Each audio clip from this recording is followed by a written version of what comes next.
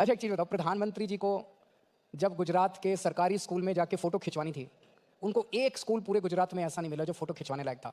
फिर एक temporary tent के अंदर एक क्लासरूम बनाया गया, आर्टिफिशियल क्लासरूम बनाया गया, जिसमें 4 बच्चों को बिठाया गया और वहाँ पे उनको फ़ोटो खिंचवानी पड़ी। कहाँ से गुजरात के स्कूल अच्छे हो गए? ये अपनी रिपोर्ट बना लेते हैं, बिकॉज़ इन्हीं की अपनी सरकार है। सेंट्रल गवर्नमेंट की रिपोर्ट होगी? सेंट्रल गवर्नमेंट हाँ, सेंट्रल गवर्नमेंट की रिपोर्ट। सो पूरा देश देख रहा है, जब इनका मकसद जांच करना नहीं है तो इनका मकसद गिरफ्तारी करना है।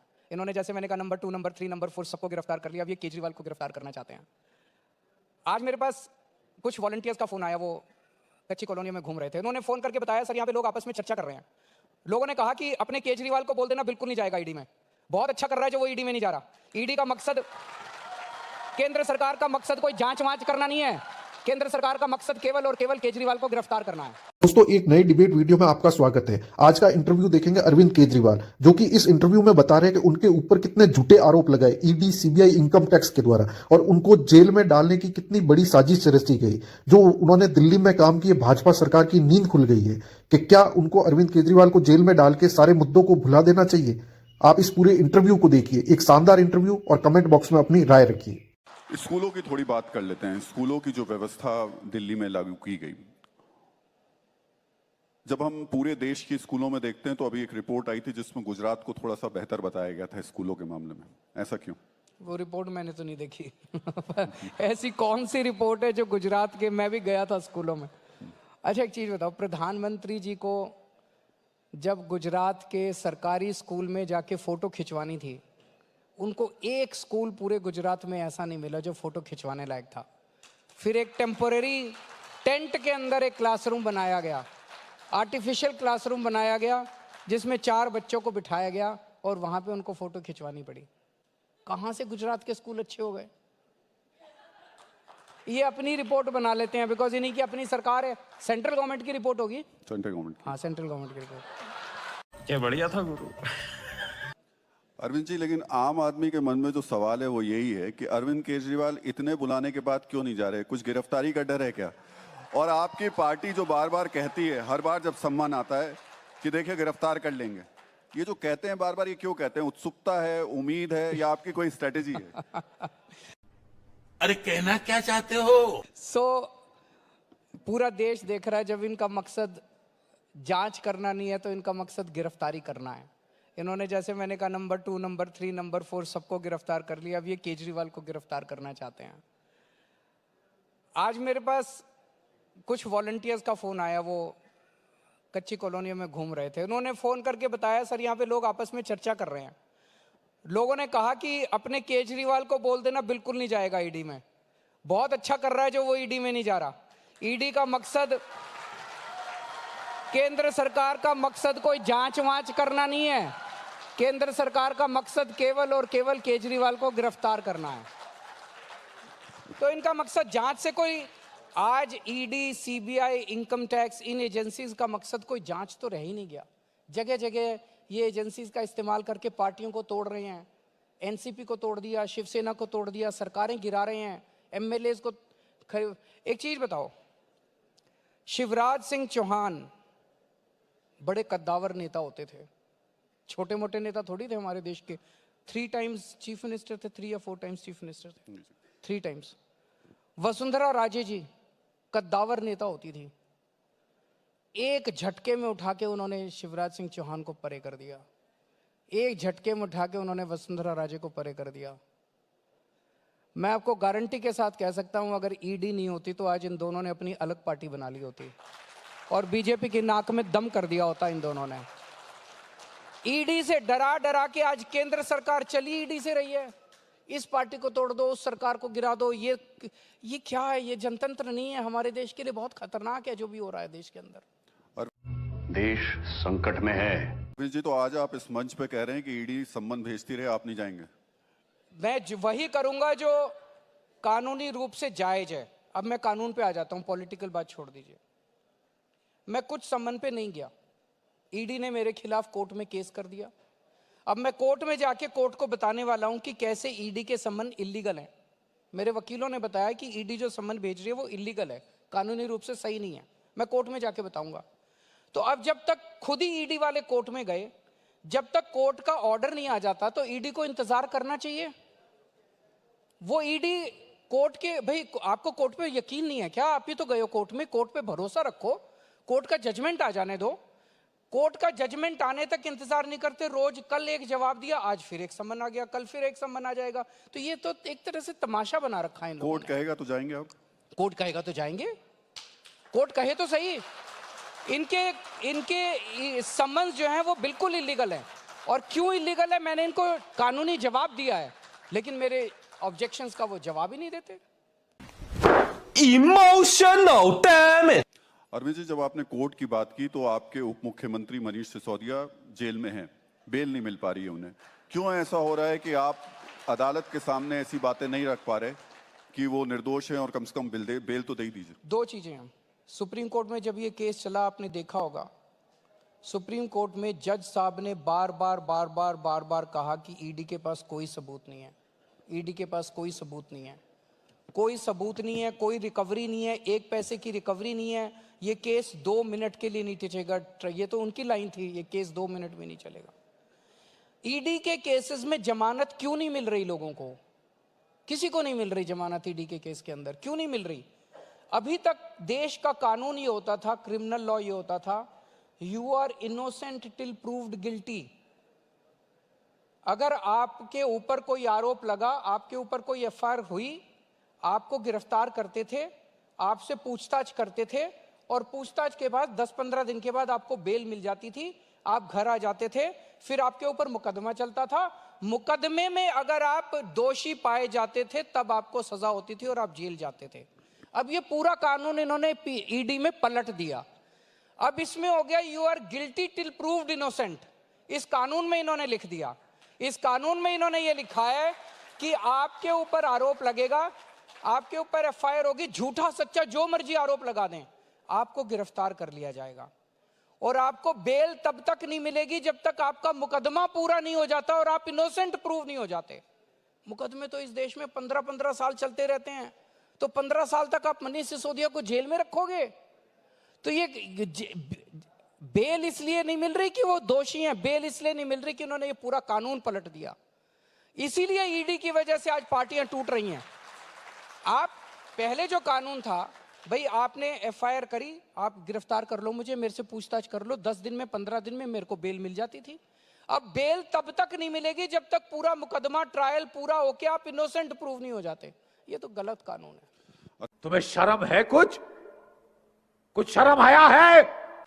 अरविंद जी, मुझे याद आ रहा है जब आपकी सरकार बनी थी तब आपका एक ऐड बहुत चला था उस समय, और उसमें आपने कहा था कि अब कोई अगर रिश्वत देने आए तो उसका स्टिंग कर लेना और हमें भेज देना और हम कार्रवाई करेंगे। ये आपके विधायक उनका स्टिंग क्यों नहीं कर लेते जो आपको ऑफर कर रहे हैं? अभी बता है भाई, अभी बता है, अभी किया ना, अभी बता है। स्टिंग पहले किए भी हैं हमारे, 1 या 2 स्टिंग हमने जारी भी किए थे। लेकिन राहुल जी, सारा दिन अब आप आए हमारे पास, आप मेरे दोस्त हो और आप उन लोगों का मैसेज लेके आए। मान लीजिए अब मैं अपने फोन पे आपकी रिकॉर्डिंग थोड़ी करूंगा यार। आप मेरे पास मान लीजिए मैसेज लेके आए, आपने कहा अरविंद जी वो लोग आपसे बात करना चाहते हैं, वो कह रहे हैं कि मनीष को भी छोड़ देंगे, सतिंदर को भी छोड़ देंगे, संजय सिंह को भी छोड़ देंगे, आप ये इंडिया गठबंधन मत करो। अब मैं यार आपकी थोड़ी वो करूंगा, अब मेरी और आपकी तो दोस्ती है ना? तो मैं अब आपकी आवाज रिकॉर्ड करूंगा और फिर जनता को दिखाऊंगा तो रिश्ते खराब होते हैं। एक चीज बताइए, देश के अंदर बॉम्बे के बाद सेकंड नंबर पे सबसे ज्यादा इनकम टैक्स दिल्ली देती है, दिल्ली वाले देते हैं, आप लोग देते हैं सबसे ज्यादा इनकम टैक्स केंद्र सरकार को। 2 लाख करोड़ रुपए, 2 लाख करोड़ रुपए इनकम टैक्स दिल्ली वाले देते हैं केंद्र सरकार को। और बदले में केंद्र सरकार से क्या मिलता है साल का? 325 करोड़। तो ये तो चूसने वाली बात हुई ना भाई। हम एक ग्रोथ इंजन है, देश का एक ग्रोथ इंजन है। सोना देने वाली मुर्गी है, सोने के अंडे देने वाली मुर्गी का गला ही घोट दोगे तो फिर वो अंडे कैसे देगी? तो यार उसको, मुर्गी को अच्छा खिलाओ पिलाओ थोड़ा सा। अगर 2 लाख करोड़ रुपए हम देते हैं, 2 लाख करोड़ रुपए में से आप 20,000 करोड़ तो हमारा हक बनता है, 20,000 करोड़ रुपए तो दिल्ली वालों को मिलने चाहिए वापस उसमें से। बाकी आप, देश गरीब है हम मानते हैं, बाकी आप पूरे देश में बांट दो। दिल्ली वालों को उसमें से 20,000 करोड़ तो देना बनता है, 325 करोड़ रुपए देते हैं। बताओ मैं क्या गलत मांगता हूं उनसे? आप कुछ भी बोलो, ये नहीं सुनने वाला। अरविंद जी, मेरा जो अगला सवाल है वो भी थोड़ा उलझा हुआ सा है। ये हकीकत है कि दिल्ली में लोगों की जो प्रति व्यक्ति आय है वो 14% बढ़ी है, राष्ट्रीय औसत से 158% ज्यादा हुई है। बहुत अच्छा कमा रहे हैं दिल्ली वाले, लेकिन पॉल्यूशन की वजह से इंडस्ट्री यहाँ नहीं आ रही, फिर कमा कहाँ से रहे हैं? देखिए, इंडस्ट्री जो नॉर्मल इंडस्ट्री है वो वैसे भी दिल्ली के अंदर कम है। 85% दिल्ली की इकोनॉमी जो है वो सर्विस इंडस्ट्री से चलती है। जो ये पोल्यूटिंग इंडस्ट्री जो होती थी वो वैसे भी दिल्ली के बाहर भेज दी गई थी कई साल पहले सुप्रीम कोर्ट के ऑर्डर्स के तहत। तो आज ये वाली इंडस्ट्री वैसे भी दिल्ली के अंदर नहीं आ सकती। सर्विस इंडस्ट्री आ सकती है, वो आ रही है, काफ़ी बड़े पैमाने पे आ रही है। और जब से हमारी सरकार आई है जो कि ईमानदार सरकार है, जिसके अंदर रेड टेपिज्म नहीं है, तो बहुत बड़े स्तर के ऊपर इकोनॉमिक एक्टिविटी, आपने खुद ही कहा कि प्रति व्यक्ति आय बढ़ रही है। प्रति व्यक्ति आय तो तभी बढ़ेगी ना जब इकोनॉमिक एक्टिविटीज़ बढ़ रही हैं दिल्ली के अंदर। और इकोनॉमिक एक्टिविटीज़ क्यों बढ़ रही हैं, उसका एक बेसिक सबसे सिंपल आसान तरीका समझाने का है। 2 काम किए हैं हमने एक आम आदमी के हाथ में पैसा दिया है। कैसे पैसा दिया है? उसकी बिजली मुफ्त कर दी, उसका पानी मुफ्त कर दिया, उसका बसों का किराया महिलाओं का मुफ्त कर दिया, उसका शिक्षा मुफ्त कर दी बच्चों की, उसका इलाज मुफ्त कर दिया। 5 बड़ी चीजें। अभी मैंने एक सर्वे कराया था कई वॉलंटियर्स को भेज के, कम से कम नहीं तो हर महीने 5 से 10,000 रुपए महीना हर परिवार का बचने लगा है। अगर आपके हाथ में 10,000 रुपए महीना एक्स्ट्रा इनकम आएगी तो आप फिर उससे सामान खरीदोगे, बच्चों के लिए और सब्जी खरीदोगे, बच्चों के लिए खाने पीने की चीजें खरीदोगे, कपड़े खरीदोगे, घर का सामान खरीदोगे। इससे इकोनॉमी के अंदर डिमांड बढ़ती है, और जब इकोनॉमी में डिमांड बढ़ती है तभी इकोनॉमिक ग्रोथ होती है।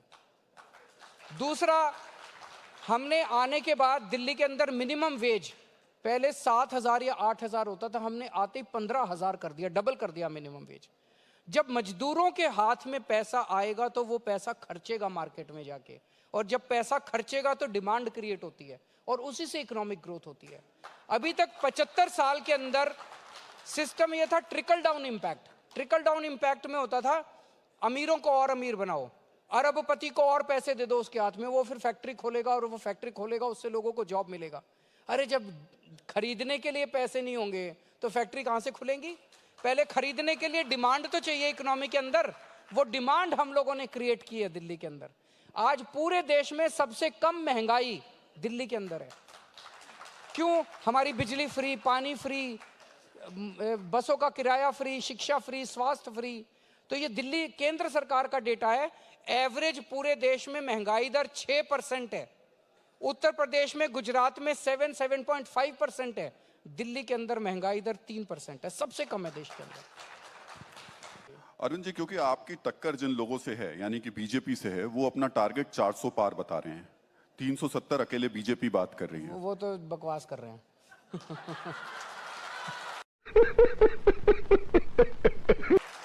हालत देश की ये है, युवाओं को रोजगार नहीं मिल रहा, पेट्रोल 100 पार चला गया है, महंगाई इतनी ज्यादा हो रही है, तो 270 भी पार कर जाए तो बहुत बड़ी बात है। वो तो 370 की बात कर रहे हैं।